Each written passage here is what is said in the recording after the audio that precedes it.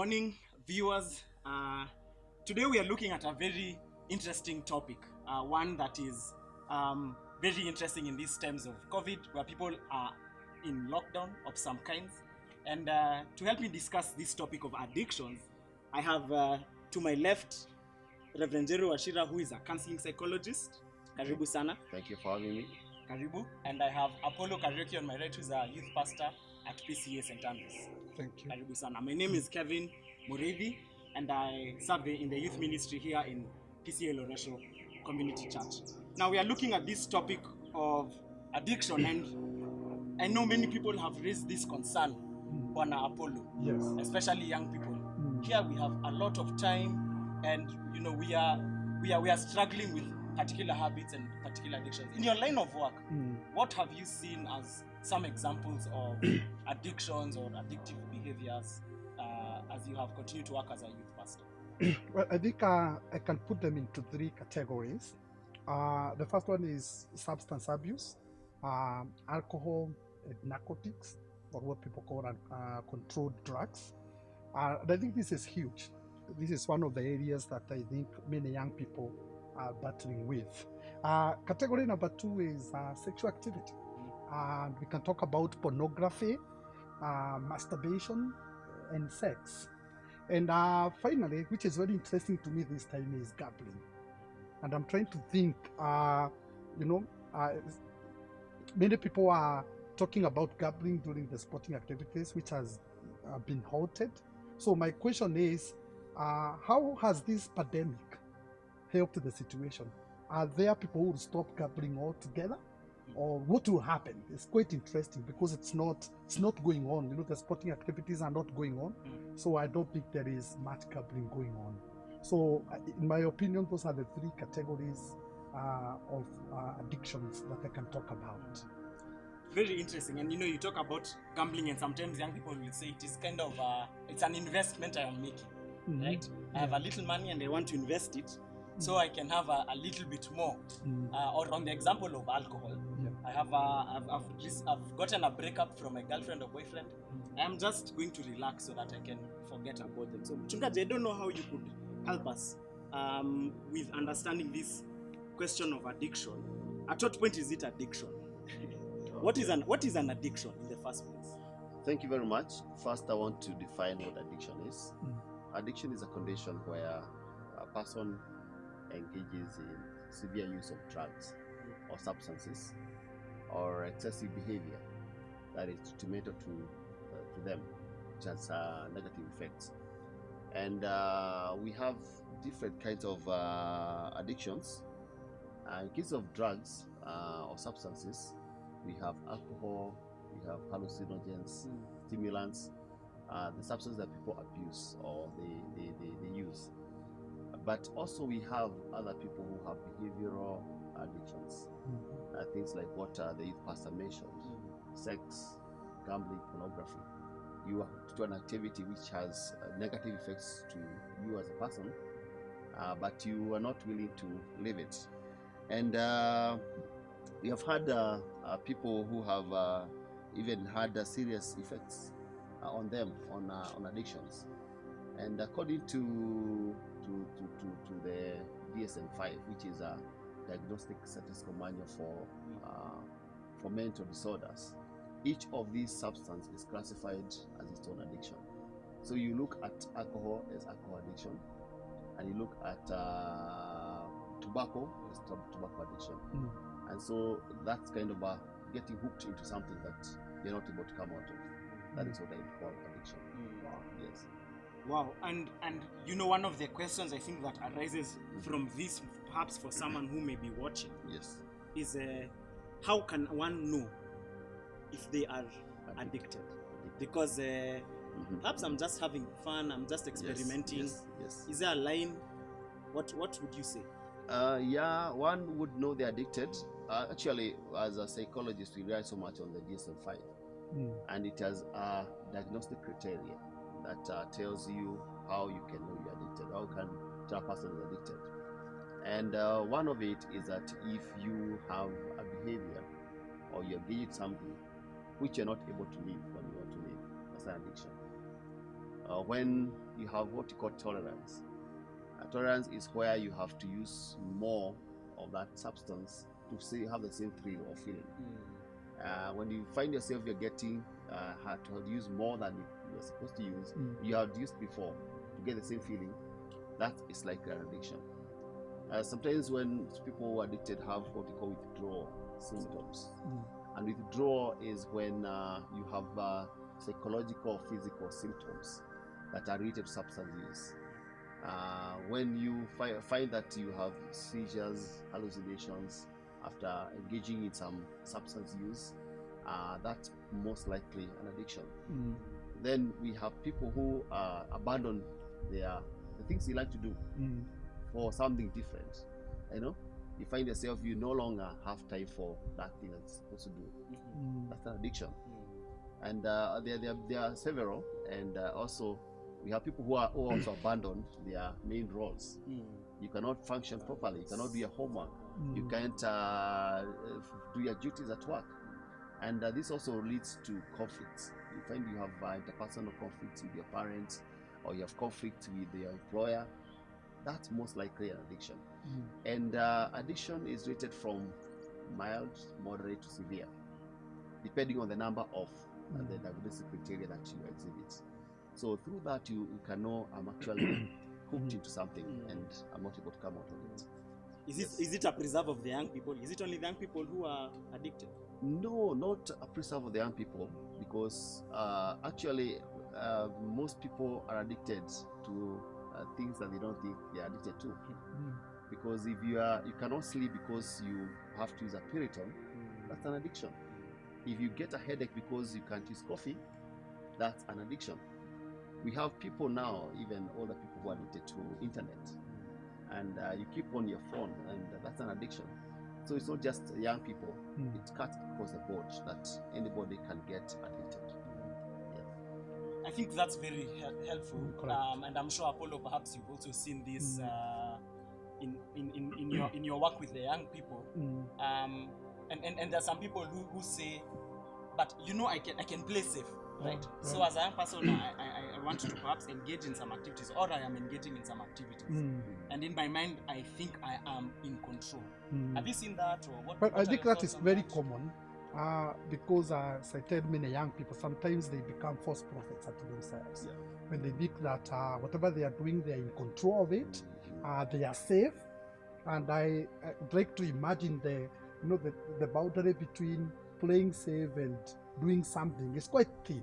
So crossing over is quite fast, and perhaps you don't even notice you have crossed over.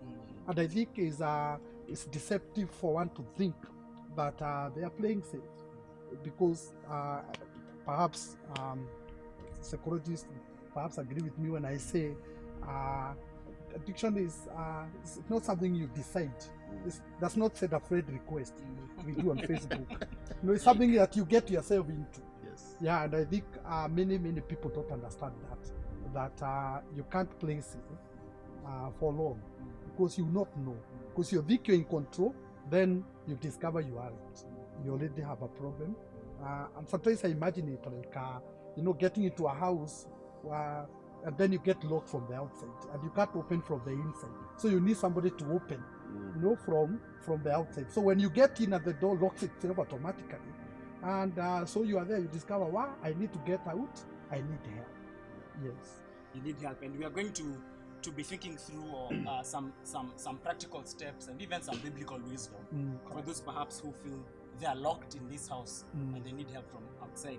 But it's very interesting, Apollo, you've helped us to see that it is like a slippery slope, right? So you begin up there, but slowly by slowly you find yourself in this activity. So our psychologist, just one more question before we look at the practical side of it is this: I've heard some people say that addictions are also behaviors or responses to things that are going on inside of us. In other words, when I am addicted to alcohol or sex or pornography, there are some underlying issues. What are some of those underlying issues that cause people to look for solutions, so to speak, in these things? To understand the underlying issues, we look at the pycho-socio model, which tries to explain why people are addicted. And biopsychosocial simply represents three domains: biological, psychological, and social. Biologically, there are people who are genetically predisposed to getting addicted. And you look at the family history, you find that there is a history of addiction in the family. And that should send a very clear signal to people, because you don't know how predisposed you are to getting addicted. And this explains why some people are more likely to get addicted to a substance more than others. So that is genetically predisposition. Then you look at the psychological part of it. There are people who have issues, say mental disorders, that will also be risk factors. See things like post-stress, post-traumatic stress disorder, anxiety, and also stress, because whenever you're stressed, you are likely to find something that will help you relax. And most likely people will go into alcohol or something that will help you relax. Those are psychological issues. But again, we also have other environmental factors, things like peer pressure. You know, you want to fit in a group, and so for you to fit in, you have to do what they do. You have to go with the tide. We have things like exposure. There are children who are exposed to substances at an early age, and they are more likely to get addicted, and especially when it's available in their community. And when parents are doing it, you find that there is a tendency of the children picking up the behavior from their parents. And I think those are some of the environmental factors that can make one get addicted. Wow, and very, very complex factors that serve to help us to understand this topic of addiction. And we're seeing the biological issues, psychological issues, and social issues. Very interesting points. And I think one may feel, wow, then this seems like a big animal. How do I get myself out of this? And I think we could conclude with some biblical reflections or pastoral reflections. But before that, Mchungaji, our psychologist, what would you say are some practical steps that people could take if they are addicted? First and foremost, we need to understand that addiction is a disease. It's a mental disease. He actually brought a very good illustration where a person is locked in the house from the outside. And it's only someone who is on the outside who can be able to open for them. And you find that most people who are addicted don't realize they're addicted. Most of them are in denial. And so the first thing is to help this person understand they're in a problem. And that calls for intervention. Intervention from friends, family, colleagues at work. If you see someone who is in addiction, you need to do something about it. You need to have an honest sitting with this person and help them understand that they need to look for help. That is the first step. If someone is ready to get help, we have professionals who are ready to help. It's good to seek professional help, where a person will get psychosocial support from psychologists or a psychiatrist if the case has gone beyond.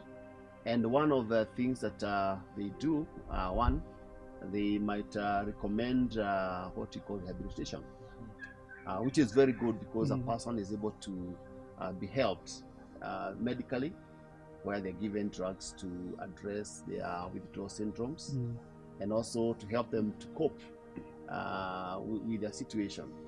And also, they also get what we call individual or group therapy in that kind of a setting. So as people, as colleagues, as family, we need to help people who are in addiction. Some of them may not be able to help themselves. Remember, one of the things they go through is that they want to come out sometimes, but they cannot be able to come out. So we need to be there to help them and snatch them from the fire by talking to them and direct them to where they can get professional help. Yeah. What if there's a situation where someone doesn't want to be helped? Or they are refused, they clearly have an issue, but then perhaps they are wrestling with it. There's also informed consent because you can't force someone. But I've seen people even taking steps to get someone admitted to a hospital. I know legally that may be wrong, but it's very important to show love and to help the person understand that is, you are working to their best interest, and also help them to see the adverse effects that substances have to them. So it's good for those who can identify to have a collaborative approach. Get the pastor, get friends, get the product they respond to, and help this person be able to understand that you are working to their best interest. So the assistance is an expression of love. Now, I think this is a very rich conversation that has helped us to understand the issue of addiction from a psychological perspective, and I think these are helpful insights for those of us who are watching. Correct. Now, I know all of us are work in the church, and I have seen that some people have also talked about addiction having a spiritual side to it, perhaps a theological side to it. Apollo, maybe you could help us think through, is there a biblical view towards addiction, or some biblical principles, or things like those? But thank you for that. I think I would approach this issue in 3 ways. The first one is pleasure. When people are doing all those things you have mentioned here, they are looking for something. And perhaps we can conclude they are looking for a certain happiness, a certain pleasure, a certain joy. But the truth is that when they do those things, they're not looking for addictions. They're looking for pleasure. And looking at the Bible, I think the Bible promises something better. Because most of these things you have, actually all of those things you have mentioned, you have to go and they are external, they are without. You have to go look for them so that when you do them, you feel good. But I think the Bible promises something that is internal. And the verse that comes into mind, for instance, is Psalm 16, verse 11. It says, in the presence of the Lord, there is fullness of joy. And when I talk about the presence of God, many people think of coming before God in song and music and worship. But I'm thinking of presence of God in someone's life. You know, Emmanuel, God with us, like in yourself. So there's something that is springing from within. So you don't have to go look for it from the outside. And that's why I think Isaiah says, come buy without money. So you don't have to go. It's like something that is flowing from the inside. So, and I think that is something better, something that I would want to have. Then the other one is freedom. Now, many people get engaged into these things because of freedom. It's through excess of freedom that many people get enslaved to addictions. And I can actually put it this way. It's a freedom that enslaves. It's paradoxical because freedom brings, release. Yes. But now, this kind of freedom that people exercise, I'm free to do this, I'm free to do that, it's actually a freedom that enslaves. And I think God promises true freedom that sets you free. As the Bible says, if the Son of Man sets you free, you are free indeed. And I think the Bible promises freedom, and the freedom is possible. And when we come to God, the other day I was reading a story of someone who was giving their testimony of what they were before they encountered the freedom that Christ gives. They say, I was addicted to sex, and something that many people don't like talking about it. A 27-year-old Asian man, saying, I've been addicted sexual activities. He talked about drugs. It's like a package. Then he says, Christ has forgiven me. I'm free indeed. And of course, that does not dismiss the issues that has been raised here. Then now, lastly, when we talk about God, we talk about help, because God is the giver of help, and humanity is the recipient of that help. There's no way God will need help. So when we see God, we see help, because He is the source of help. And so as human beings, we know that when we need help of any kind, help is available. And I think psychologists would also say that help is available. And I think from where we are seated also, help is available, because God is the giver of help. I think Psalms 46 says that God is a pleasant, I think it's 47 rather, God is a pleasant help in time of, so I see it literally, that whenever I'm in need of help is available. And whenever people come to me battling these addictions, even before I refer them to where help is, the first statement is help is available. Actually, Kevin, you cannot underrate the power of God, because He came to set the captives free. And whenever we depend on God, He is able to help us through the journey. Remember, man is made to love themselves. They're so selfish. But you can imagine someone putting their lives at risk because of addiction, sharing needles, some of the things people do, engage in unprotected sex just because you're intoxicated. This without minding what is happening. See, this person is in this class of code of bondage. So the power of prayer is still very, very useful. But as much as we also pray, we also need to help this person, because there's something that is precipitating this need to happen. And so we need also to give them psychosocial support to work with this person. Some do not have coping skills in terms of when they have crises, pressures, they cannot cope. And that's why you need a counselor or someone to work with you to help you to develop a coping mechanism. As much as we pray, also work with this person, because it's a journey. So we have had people who have gone to rehabs and lapsed. They went back to the same thing again. But what they lack is that social support that will be able to help the person to build their muscles again and be able to say no. I think there's also a dimension which is important for us to mention, especially from the church's perspective, is when people demonize addiction. Because I believe addiction is now something else, it's a sickness. But sometimes we demonize it. And people who battle these addictions are more often than not, excluded, hated, I don't think that is correct. I think it's a sickness, and that's why we need to attend to them as such. So we should not in any way demonize people who are going through those problems. So I think it is an expression to reach out, just like Christ has actually come to seek and save the lost. Yes. That our love would compel us to reach out to anyone who needs the help, because as a church we believe that true help comes from God, and that is what we have been saying. And like one writer, also a psychologist, talks about addictions being disordered worship.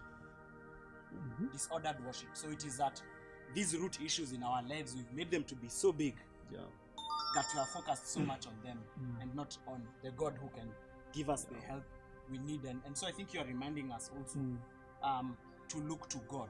Even as we seek the psychosocial support, we are also looking to God, from whom our help comes from. The example I like to give as well is on that these issues in our lives, they're like these small lights. Assuming you walk into this building that's near us, our sanctuary, and you look at those lights in the ceiling, they look bright, and they will even burn your eyes a little bit.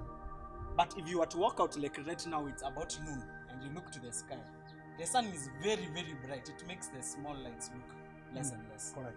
And so sometimes what you are saying is through the psychosocial support that people give us, they're helping us to see, yes, we have issues, we have these things we are struggling with, but there is help. And Father, we are looking to Christ, who is our light, and helping us to see also that in Him we can see clearly, and even we can be able to deal with the circumstances in our lives. So I think as we draw to a conclusion, any parting shot from us, from you gentlemen? I think you rightly said it, and I just remember the case of Naaman, who needed help from the man of God, and he was sent somewhere. I think even when you come to God, will send you somewhere. God will send you to a counselor. God will send you to a pastor. God will send you where help is available.